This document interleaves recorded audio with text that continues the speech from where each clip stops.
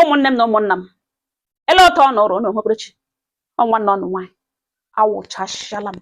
otu a ka ọ dị. Anụ m otu nwanne anyị nwaanyị kpọ m na fon sị m nwaanyị mba nọ nza ya sị m na ihe n'ugbo ya na-akụrụ m sị na mgboto were ya mba ụwa na ọ gbanyerela ya nsị nne m gaa n'ihu ya sị m na mgbe ya na-etopụta ya ka nwa ogogo nwa agbọghọbịa nta nwambroda ya na ya abụọ mega ihe and o nwere olileanya na ya ga-emepe chọọchị nke ya. Ruo mgbe o rutere ya onwe ya weta aka 21 years ka this young man rururu ya esonwekwana n'ihi na ya hụrụ ya n'anya na that day ka ya mara nwoke, that day ka ya na ya abụọ tara gbugiri emekwala emecha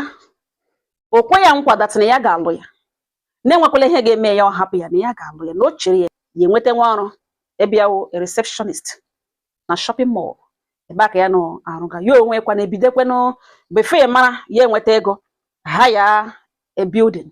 nọrọ ebe ahụ mepezie chọọchị ke ya bido mewe ụmụ ihe ndị even mgbe ụfọdụ ya na adapt ma ihe ndị omega kwesịkwara ekwesị ọ na-akpọ ha spiritual work obido ọrụ nwara ndị mmadụ ọrụ dị iche iche members ebido bịawa people ebido ihe kwụrụ bịawa ndị mmadụ abịawa people na-abịa members ya eto elekweni ya ka nkwa na o kwere ka ha alụ na ya etopụtala agba obịa na di na-ehere ya di niile bịagara enwe ka ya kwere and ụmụnne ya dịwala worried ma parents ya na-ajụ sọ ya chọwụghị ịlụti mana ya nweghị otu ya ga-esi agwa ha na ya na pastọ mega ihe ya na-eleni anya ka o mee ka the necessary move ọ na-ekwa ọ ya ka members bịara gbagotewe members ya kara na ụmụ nwaanyị ka nke ụmụ agbọbịa this young man makwara na mma nwoke topu o nwere height ụmụ agbọbịa na-eherikarịka na-abịa ma ndị mara mma elu dị ka ọwụ chọọchị eju n'ọnụ eke members ụzọ 6 ụmụ agbọbịa ụzọ 4 na ụma. One of these members, a new member,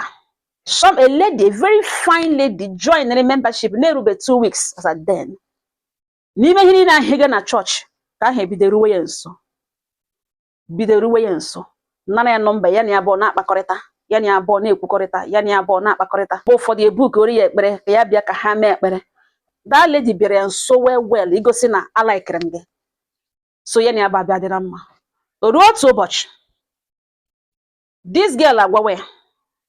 si ya that na o nwere ihe pastọ gwara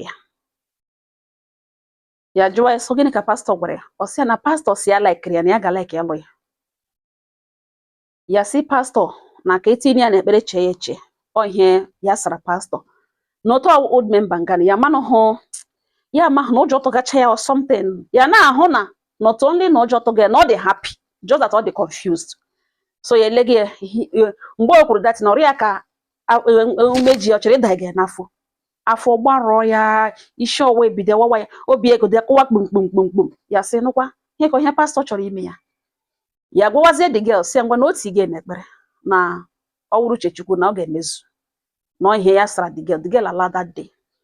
Ya na-elekwe n'anya ka pastọ bịa gwa ya kọlụ ihe ya na ya bụ mega off ọ gwa ya sị lekwe onye reason ọ ga-eji ọga continue with her again okwu ihe dị otu ahụ ọ si ya bido chegide echiche isi na-achọ ikwu ya egbe ya sị mba ka na ọ dị too much ya nụrụ nga anụnụ bukoro onwe ya ekpere 3 days prayer goro n'ụzọ gushie ya pụtaghị iji mee ekpere for 3 days na ihe eriri nọ naanị fruit na ya nọ n'ekpere every midnight ya na-ekpe ekpere na nwaanyị mba nọ m za ya sị ekpere ya ekpere awụghụ ka pastọ bịa lụọ ya na ekpere ya ekpere na Chineke na o mere ya ma mere ya ebere gbaghara mmehie niile ya mere nye ya strength to move on na onye ya strength mere ya ebere ka obi ya pụọ ebe this pastor nọ na ọ wee ekpere ya ekpere that n'ihi na ọ dị obvious na o move on na Chineke o mere ya ebere na ọ nwekwara na nwa okorobịa gbuga shirishiri na ahụ kemgbe 2 months na the guy na ọ dị okay na ọ mara mma nwoke business ọ na-eme dị okay na the guy na ọ dị okay na ọ wee very nice person na ọ n'ihi pastor no mere enyebedo that guy attention ya na-ekpezi ekpere ahụ sị Chineke biko gbatara ya ọsọ enyemaka mere ya ebere napụta ya na nye ya ji ya the way to follow na ọ wee ekpere anụ ntara ya ekpechara o kweghị na imulo ya ekweghị na ruo that third day that very day ya mechara ekpere the third day ya ekoro akpa kpe ada nne na phone si ya chere bịa na ịtụrụ ya na ya feel get too lonely na Daniel asị ngwa ya bịawa ya kpọọ ebe ya na-arụ ọrụ gwa na eji ha ahụ na ya chọrọ ịga na treatment ha si ya no problem ya leave ọ si ekoro akpa ya gakwuru Adanne that very day ekoro akpa ya gakwuru Adanne o weta aka ebe 3 a.m. in the morning neighbor ya ka ọzọ na the next room about 3 neighbors onye ọbụla na room gị akpọkwa ya again onye akpọ ya hụ this miss calls na ozi n'ọkụta ebe 5:30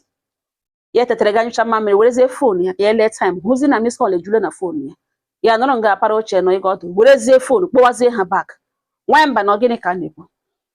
the first person ya kpọrọ jụọ sọ onye ka o mejọrọ na ya na onye kogi na ọ bụrụ na ọwụ ha na ya bi nga ha ga-asị na ọ dị troublesome na onwere onye o ji ụgwọ ya jụọ ha sị mba na gịnị ha sị na ote ha na ya na-ekwu nga lugbu elu na room ya ghere oghe kpahụọ na ụmụ okorobịa abụọ bịara nga n'abalị ha yicha black n'ime abalị ebe 2 onye ọbụla alakpuchana ihe ha nụrụ ihe anwara na dọọ ya gbuo onye ọbụla maliri n'ụra werezi anya kwa ịga na windo ya wụrụ na tụda ụmụ okorobịa abụọ nwawara dọọ ya baiga ha etụrụ ya ga mgbe ha bara dị enwe onye ahụ ha apụtazi eji legharịwa anya say iblase shinode iblase shinode God don save her, don't worry, we'll come back, don't worry, we'll come back. Si ya biko na ọnya ha sị ka ndị ahụ abịa hụ ibi ezu echi ndị ahụ bịara igbu ya egbu from here ha kwuge na ote ha shiri mee no how disappointed ha dị na ha bịara igbu ya egbu na biko na ha na-ekpe ebe ahụ ọ nọ n'oshi ike enwe onye na-ese ya ekpekwa onye na fon ha setụlụ ọ sị ya chi ya sị ha na ya thank you o weta aka ebe 7 a.m. in the morning ga-akpọ pastọ na fon bido rekọd wa conversation ya na ya ozugbo pastọ pikiri ya gwawa the man si ya that na yes na ya dị ndụ na ya sị ka ya gwa ya na ya dị ndụ n'otu ahụ o felụrụ woefully n'otu akwa ga-efelụrụ na-aga n'ihi na enwe ihe ọjọọ enweghị ụzọ eshi megide na ọ bịa kpuchiere ya ihu dị niile azụrụ n'ụwa mgbe ya ga na ịgasị ya echewe ya echerekweni ya enwe nwoke ọzọ ya mara na-awụ naanị ya na ugbu a na ya dị 38 years old na ọ naanị ya dị only man ya ma na ọkwa naanị ya mere ya mara nwoke na okwetezie n'ihi ọ hụrụ a younger and more beautiful girl ọ chọrọ ịlụ sendizie ndị ga-abịa iwepụ ndụ ya na ọ ga-ọkwa at least na ọ ga-eji ka mara na ya nwa na-efe chi dị ndụ na ya werele ihe niile ha fere Chineke n'aka na Chineke ga-ajọji ya n'ụtụtụ na Chineke ga-ajọji ya n'ehihie na ọ ga-ajọji ya n'abalị na ụgwọ ọlụ ya nọ na-eche ya nwanyị mba nọmza ọ sị ihe a niile ya gwara this man na onwe mgbe o wepụtara ọnụ sị ya nwaka ya mere gịnị ọ difendta onwe ya o kweghị ụta na ọ nọ n'ọkwa yet ya ekwuekwe ihe niile ya na-ekwukwucha ihe ọ sara ya na ọwụ na ya dị sorry for everything for ihe niile ya putụrụ ya through na ihe ha kwuru years ago but years ago and today awụghị the same na ọwụghị fault ya na ọwụ obi ya chuzuru onye dị ya mma ya enweghị any other option than the body ifolo na ya biko na o mechaa mgbe ọ bụla o nwetaghere na ya bịa n'ọfịs ya na chọọchị kama ọ bịa ọkwa filie na enwere ihe ya ga-eme ya ma ọ kpọrọkwa mmadụ mana ọ calculate ya chekie ego ole ga-adị ya mma ya ga-eji settle ya ka ya chọrọ ya ego ka o move on na ya dị sorry for everything gbanyụzie ya fonu na ntị nwanyị mba nọ nza na ọhịa ya gbakwutere m ụgbọelu so ya were this voice record ebe ọ na-edefend ha onwe ya onwe otu o si defend onwe ya against this allegation that means na o mere ya eme ọ ya ewelite this matter gawa police ka ya ole ihe ya ga-eme na mmere vidio kọwa gwa ihe ya ga-eme ụmụnne m so ngwa nne m aga m emere m vidio mana ka m kwukwe n'uche obi nke m ya sị m gani ya nwaanyị ọma ya sị mgbe mmadụ hụrụ na ndụ ya na ihe chenjiele na ihe ọhụ ga-awụzi ihe o kwesịrị ịhụ ya bịa dị worried ya decide iwere problem ahụ gbuo ikpere were that matter bugere ya Chineke you have invited God to fight for you, of which Bible says fight not, for the battle is of the Lord. Now in your own case ekpere na-take the whole time Chineke awụchasha dị fully involved because the moment ikpechere ekpere ahụ Chineke apụta ndị mozi agbanyere that you should hang your bag and leave this place. Ị ga-eleta nwanne gị agụ nwa agụrụ gị pụọ ndị ahụ enwe ike bịa gịnị bịa ije ghereke chọrọ ndụ ngụ bịa ya wụ na Jehova onye ịkpọkuru enyere ṅụ ntụziaka on what to do gị pụọ enwe ihe mere ndụ. God is already involved. Now let me tell you what you have to do. Ị were ọdụ ahụ wepụta ya the fact that no osigi na ye mere ya or ye emeghi ya oge ihe gaga wo gawa a long journey. The only thing you need imewu that girl ọ chọrọ ịlụ bịara na that church hụcha ndị a niile juru di ya pikiri to be your friend rute nso all this girl ka iji ụgwọ ịgwa ya ihe gị na pastor ije gị na pastor gị gwacha gị gwa ya na ị bịaghị ịdọsi ya the pastor na ihe ijiri gwa ya wụ gịnị ka ọ mara ihe ọ na-aba ịga n'ime ya all that girl ka iji ụgwọ ịgwa ya ije gị na pastor ọ masịzie ya ya gaa n'ihu mana ị ga-agwa ya n'ihi gịnị she's innocent ọ bụrụ na ọ nwere idea that na enwe ihe jikọrọ gị na pastor o nwere ike ọ gara ya eti gị isi ọ ga-abịa jụwa ajụjụ so who knows other female ushers this man mbe ya na ha mega ihe ọ gara agba ọsọ mana ọ ruru nso and go the oldest member ọ bịara nso n'ihi no choose ọ like kọsara nga everything gị hụ this thing ịgwa ya ma ịgwa ya gbasara this ihe a mege now ime na this girl ihe ọjọọ that man was a very dangerous person onye ga-esend ndị na-egbu mmadụ ha bịa hapụga ndụ a girl o mere ya mara nwoke a girl na-agwedere a girl nọ there for him mgbe na-enweghị onye ọwụ somebody ya na-ebidere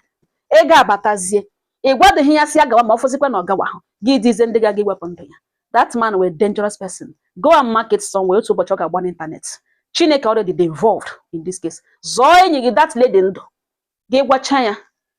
ọ dịziri ya ịga n'ihu ọ isi na ọ na-aga n'ihu gị kpọọ somebody ga-abịa bute your property ebe ahụ nọ move on from that place and this one isi nọ na-azụ kemgbe 3 months na ọ dị good o mega ọfụma na business lee ma ị ga-enye ya chance try ya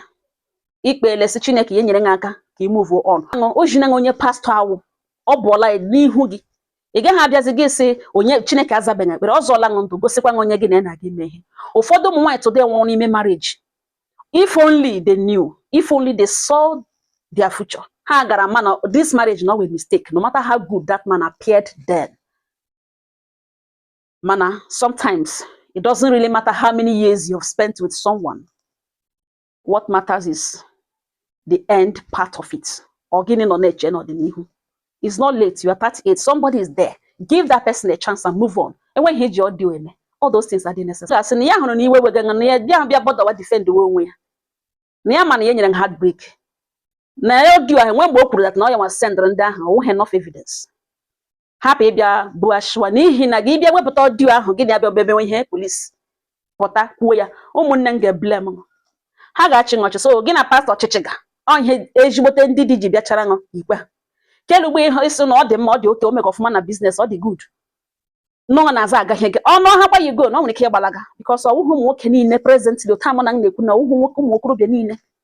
ga-ahụ nwa agbọghọbịa ha na pastor ọchịchị ka ya eti gị isi because some of these pastors na-eme ha ericha these girls ha kwapụta chaf ọnụ na enwe ihe gị na pastor mere o nwere ihe ọ ga-enweta ọ ga-efeel nonsense ihe feel na ịwa wụde ihe ọ ga-achọkwa onye nke ahụ so put the whole thing in your past. Move on with this other man. Shingo ga alụrụ ụmụnne m ọhịa m gwara enwekwa ihe unu ga-atụkwasịrị unu si were dị ọdịo gawa polisi ọsọ unu biko onye bilie ya kwụọ ya ụgwọ ahụ ka onye were dị mata gawa polisi ka ya hapụ ya gawa na ya ma what to do enwe ihe unu ga-atụkwasịra m ụmụnne m udo dịrị ọnụ